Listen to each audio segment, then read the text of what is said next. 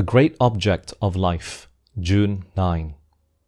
I press toward the mark for the prize of the high calling of God in Christ Jesus. Philippians chapter 3, 14. When Adam came from the Creator's hand, he bore in his physical, mental, and spiritual nature a likeness to his Maker. God created man in his own image, Genesis 1:27, and it was his purpose that the longer man lived, the more fully he should reveal his image, the more fully reflect the glory of the Creator. All his faculties were capable of development.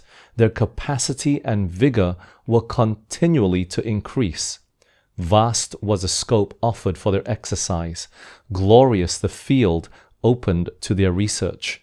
The mysteries of the visible universe, the wondrous works of Him which is perfect in knowledge, Job 37:16, invited man's study. Face to face, heart-to-heart communion with his Maker was his high privilege. Had he remained loyal to God, all this would have been his forever. Throughout eternal ages, he would have continued to gain new treasures of knowledge, to discover fresh springs of happiness, and to obtain clearer and yet clearer conceptions of the wisdom, the power, and the love of God. More and more fully would he have reflected the Creator's glory.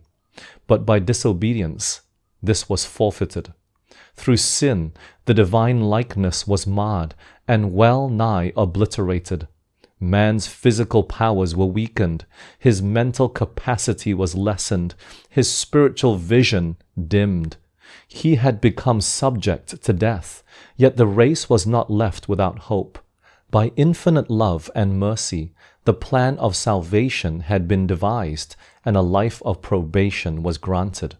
To restore in man the image of his Maker, to bring him back to the perfection in which he was created, to promote the development of mind, body, and soul, that the divine purpose in his creation might be realized. This was to be the work of redemption. This is the object of education, the great object of life. To honor Christ, to become like Him, to work for Him is life's highest ambition and its greatest joy.